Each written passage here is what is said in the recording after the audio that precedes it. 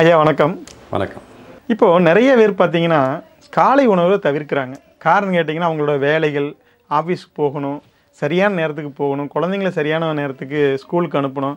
இந்த மாதிரி பல்வேறு காரணங்களால் சில நேரங்களில் காலை உணவை தவிர்க்கிறாங்க. ஆனால் இரவு ஒரு 8 மணிக்கோ 10 மணிக்கோ சாப்பிட்றாங்க. காலையில் உணவை தவிர்க்கும் போது ஒரு 12 மணி 2 மணி சாப்பிட்றாங்கன்னு வச்சுக்கங்களேன். ஒரு நீண்ட நேர இடைவேளை இருக்குது. இந்த மாதிரி இருக்கும்போது காலை உணவை தவிர்க்கிறது சரியா தவறா? காலை உணவை தவிர்க்கிறதுனால எந்த மாதிரி பாதிப்புகள் இந்த உடம்புக்கு ஏற்படுது? அதை பற்றி கொஞ்சம் சொல்லுங்கய்யா. அன்பே சிவம். நான் உங்கள் மெய்யர் சுகுமார். காலை உணவை தவிர்க்கக்கூடாதுங்க. பாருங்கள், வெளிநாட்டுக்காரங்களாம் பேரே கரெக்டாக வச்சுருக்கிறான். பிரேக்ஃபாஸ்ட்னு வச்சுருக்கிறான் காலை உணவுக்கு. ஏன்? அந்த விரதத்தை முடித்து கொள்வது. அதனால தான் பிரேக்ஃபாஸ்ட் அப்படின்னே பேர். அப்போது நம்ம இரவு ஒரு தோராயமாக 7 மணி 8 மணி 9 மணி இந்த ரேஞ்சில் சாப்பிட்ருந்தோம்னா ஒரு நீண்ட இடைவெளிக்கு அப்புறம் பார்த்திங்கன்னா காலையில் தான் நம்ம சாப்பிட்றோம். நீங்கள் ஏற்கனவே சொன்ன மாதிரி பல வேலைகள், பல அவசர யுகத்தில் வேறு வாழ்ந்துட்டு இருக்கிறோம். வெளியே போகணும், வேலைக்கு போகணுங்கிற அவசரத்துலேயே காலை உணவை ஸ்கிப் பண்ணக்கூடியவங்க இருக்கிறாங்க. சில பேர் காலை உணவை சாப்பிடாம விட்டால் கொஞ்சம் உடம்பு குறையும், வெயிட் லாஸ் பண்ணலாம் அப்படின்னு எல்லாம் நினச்சிட்டு இருக்காங்க. எது எப்படியாங்க, காலை உணவை ஸ்கிப் பண்ணக்கூடாதுங்க.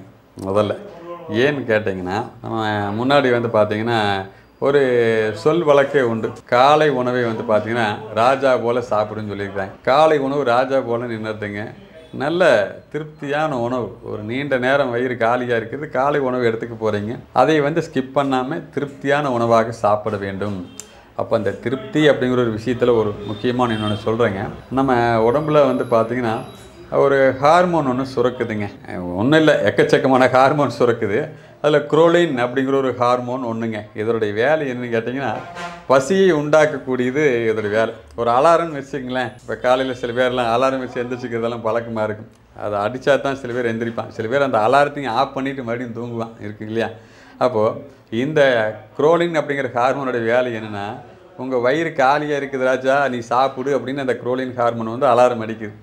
இந்த ஹார்மோன் சுரந்ததுக்கு அப்புறம் தான் பார்த்தீங்கன்னா ஹைட்ரோக்ளோரிக் ஆசிடு, பெப்சின், இந்த மாதிரி ஜீரண என்சைம்கள்லாம் உடம்புக்குள்ளே சுரக்க ஆரம்பிக்கும். இதுக்கப்புறம் தான் நீங்கள் ஆல்ரெடி பசிக்குது, கபகபன்னு பசிக்குது, நம்ம எதையாவது சாப்பிட்டாகணும்னு நீங்கள் உணவை தேடுகிறீர்கள் இல்லையா?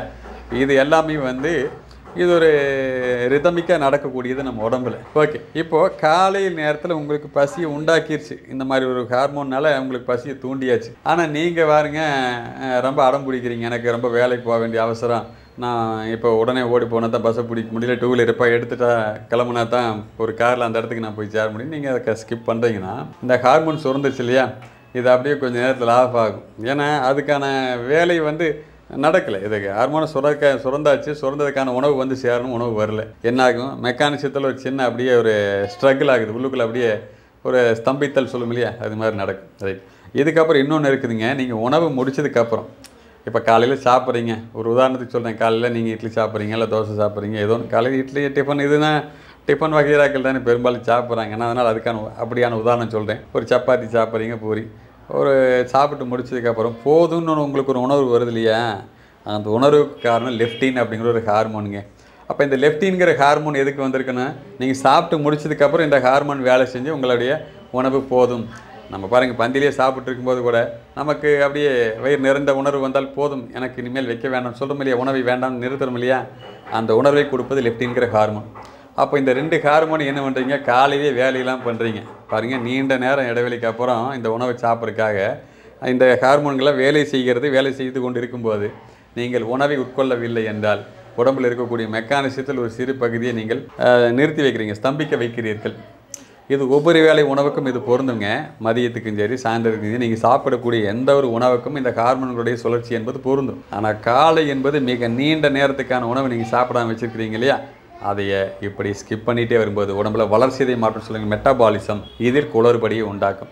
ஒரு வேளை இந்த உணவின் மூலமாக கிடைக்கக்கூடிய சத்துக்கள் எல்லாம் எடுத்துக்கொண்டு உங்கள் உடம்புடைய பாதிப்புகளை, ரிப்பேர் வேலையெல்லாம் சரி பண்ணலான்னு அதை நினச்சிட்டு இருந்ததுன்னா, இப்போ உணவின் மூலமாக கிடைக்கக்கூடிய சத்துக்கள் என்னாச்சு, கிடைக்காதா? அதுக்கப்புறம் நடக்க வேண்டிய வேலை நடக்கணுமல்ல, நடக்காது. அதே மாதிரி கால்சியம், அதே போல் துத்தநாகம், மெக்னீசியம், சோடியம், இது மாதிரி எக்கச்சக்கமான நுண் சத்துக்கள் நம்ம உடம்புக்குள்ளே சேர வேண்டிய நேரமாக காலை வேலை இருக்கலாம். அதனால தான் காலையில் ராஜா மாதிரி சாப்பிடுன்னு நமக்கு சொல்லி வச்சாங்க. திருப்தியாக சாப்பிட வேண்டிய நேரத்திலேயே நம்ம முழுக்க உணவை தவிர்க்கும் போது அல்சர் தொந்தரவுகளும் வரலாம். ஏன்னா இந்த அமினோ அமிலங்கள், இந்த ஹார்மோன்கள் இது எல்லாம் உருவானதுக்கப்புறம் மீண்டும் அதற்கான உணவு கிடைக்காத போது எதை போய் அரிக்கும்? அந்த குடல் சுவரையெல்லாம் அரிக்கும் இல்லையா? அரிப்பது காலப்போக்கில் புண் உண்டாக்கலாம், அல்சர் தொந்தரவுகளாக மாறலாம். இதுவே பெரிய பிரச்சனைக்கு இட்டு போகும். அப்போது நாம் என்ன சொல்கிறோம்? காலை உணவை தவிர்க்கிறது. பொதுவாக பசி இருக்கும்போது ஏதாவது உணவு இல்லை பழங்களையாவது சாப்பிட்டு அந்த பசியை போக்கிக் கொள்ளுங்களே தவிர சாப்பிடாமல் இருந்து அந்த நேரத்தை ஸ்கிப் பண்ணுறது அப்படிங்கிறது பொதுவாக சரியானது கிடையாது.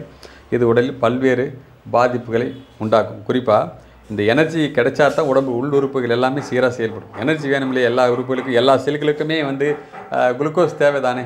அப்போ அந்த நேரத்துக்கு முறையான குளுக்கோஸ் என்பது பிரயோகிக்க வேண்டும், விநியோகிக்கப்பட வேண்டும். அது இல்லாத போது பல சர்க்கிள்கள் நமக்கு பாதிப்பை உண்டாக்கலாம். எனவே அதை புரிந்து கொள்ளுங்கள். காலை உணவை தவிர்க்க வேண்டாம். எனவே காலை உணவை எடுத்துக்கொண்டு வாருங்கள், ஆரோக்கியமாக வாழ்வோம். நன்றி, வணக்கம். கோது தெரப்பி உடம்பில் வரக்கூடிய எந்த ஒரு வலிகளாக இருந்தாலும் சரி, தலை முதல் பாதம் வரை 2 நிமிடத்தில் மருந்து, மாத்திரை, தைலம் எதுவுமே இல்லாமல் குணப்படுத்த முடியும். என்னப்பா பல வருடமா மருந்து சாப்பிட்டுட்டோம், மாத்திரை சாப்பிட்டுட்டோம், தைலம் தடவிட்டோம், வலிகள் சரியாகலையே, 2 நிமிஷத்தில் எப்படிப்பா குணமாகும்? ஆகும். அதுதான் இந்த வகுப்போட சிறப்பு. 2 நிமிஷத்தில் ஆகலைன்னா நீங்களே கேட்பீங்க தானே, ஏப்பா 2 நிமிஷத்தில் ஆகுன்னு சொன்னீங்க, ஆகலின்னு கேட்பீங்க தானே. ஆனால் அந்த கேள்விக்கான வாய்ப்பே கிடையாது. ஏன்னா 2 நிமிஷத்தில் உங்களுக்கு சரியாகும். இந்த வலிகளை போக்கக்கூடிய வழிமுறைகளை உங்களுக்கு ஒரு 5 நாள் ஆன்லைன் வகுப்பாக சொல்லித்தரப்படுகிறது. வரக்கூடிய ஜனவரி மாதம் 2, 3, 4, 5, 6 ஆகிய தேதிகளில் இரவு 7 மணிலிருந்து 9 மணி வரைக்கும் இந்த வகுப்பு நடைபெறுது. இந்த வகுப்பு உங்களுக்கு யாரு சொல்லித்தருவாங்கன்னு கேட்டிங்கன்னா, இயற்கை மற்றும் அக்குப்ரெஷர் மருத்துவர் சுகுமார் ஐயா தான் உங்களுக்கு இந்த வகுப்பை சொல்லித்தர போகிறாங்க. விருப்பம் உள்ளவர்கள் இந்த வகுப்பில் கலந்து கொள்ள கீழ்காணும் தொலைபேசி எண்ணில் தொடர்பு கொண்டு உங்கள் பெயரை முன்பதிவு செய்து கொள்ளுங்கள். நன்றி, வணக்கம்.